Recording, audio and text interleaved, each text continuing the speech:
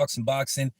So we're gonna talk about a couple of different subjects, but mostly we're gonna talk about Turki Alalshikh and what he basically, tweeted.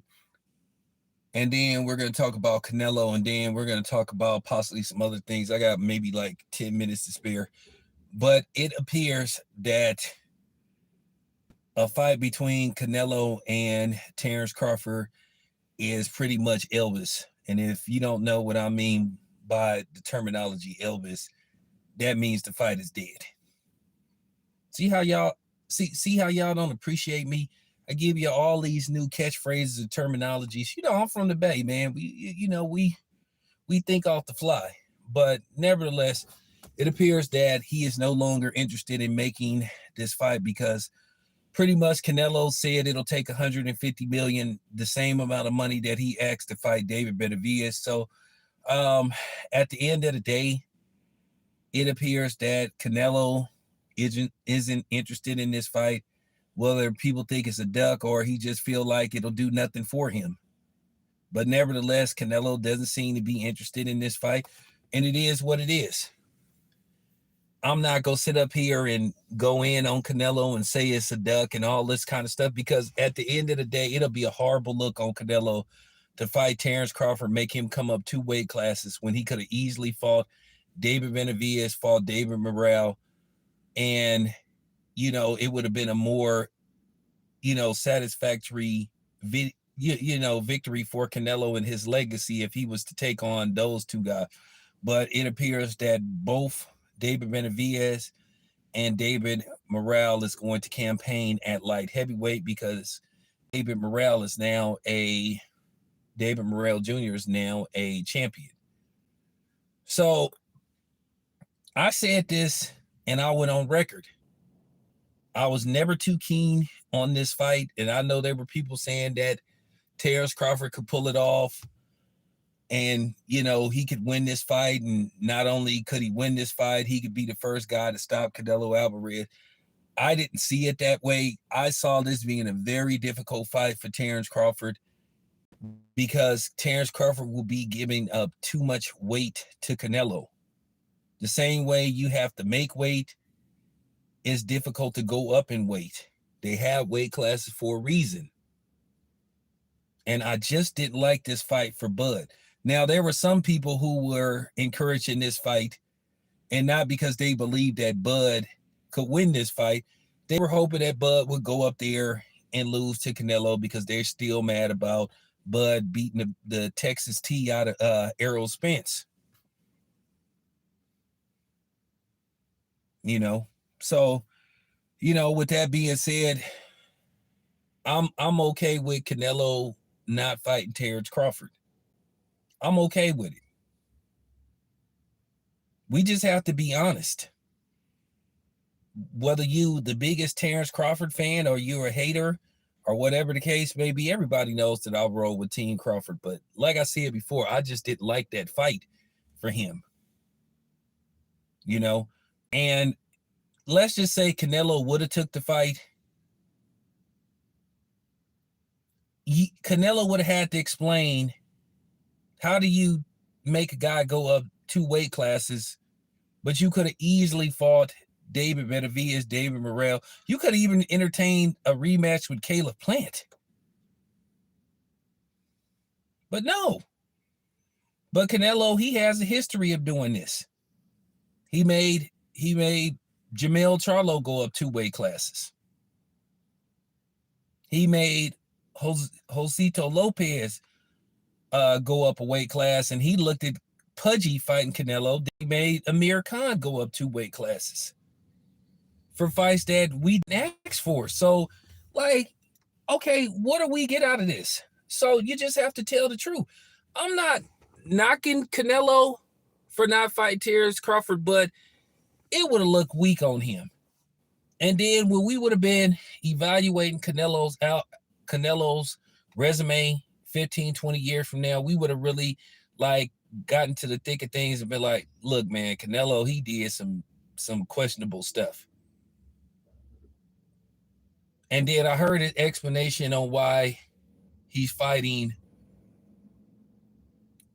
Edgar Berlanga over David Benavidez, and that explanation was just pure D crap.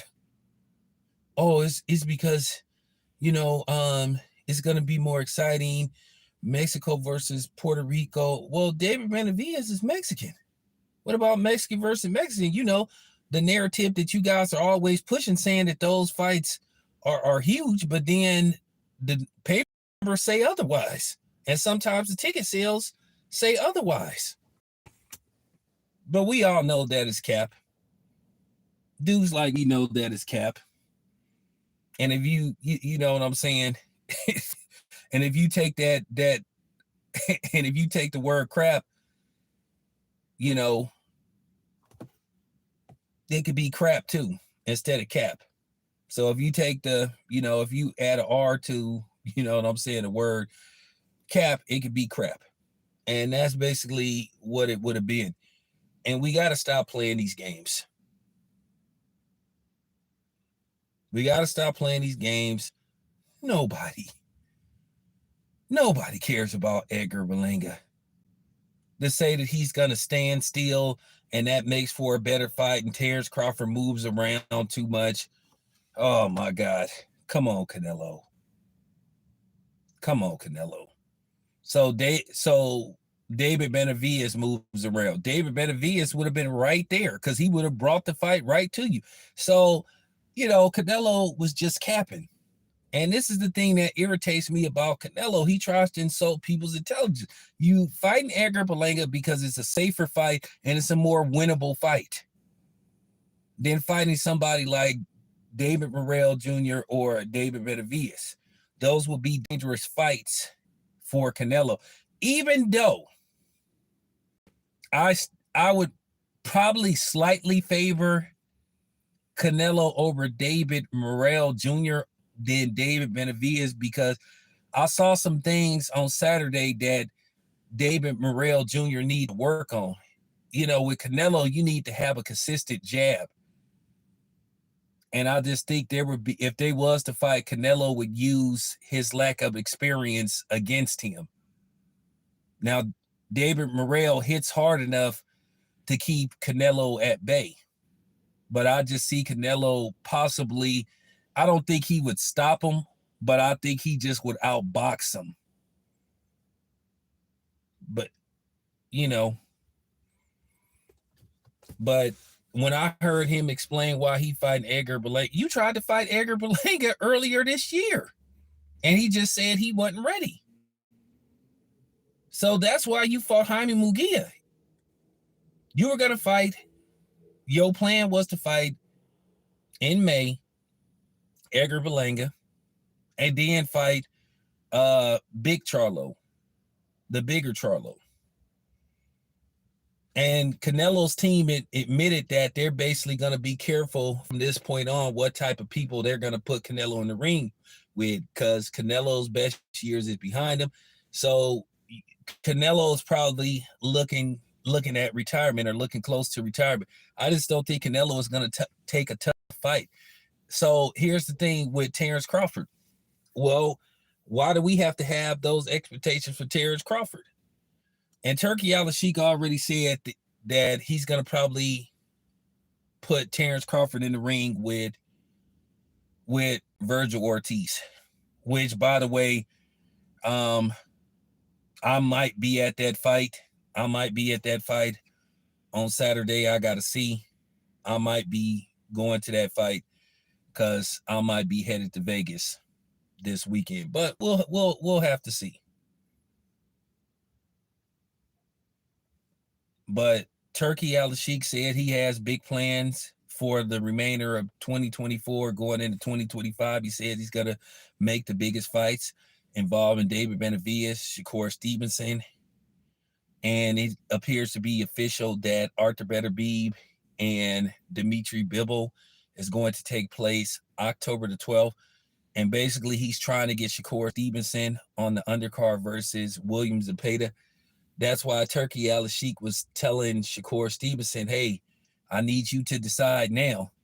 And some people was thinking to themselves like, oh, man, he trying to He tried to flex. No, he was just saying basically he needed a decision quick so they could start putting this fight together and promoting this fight.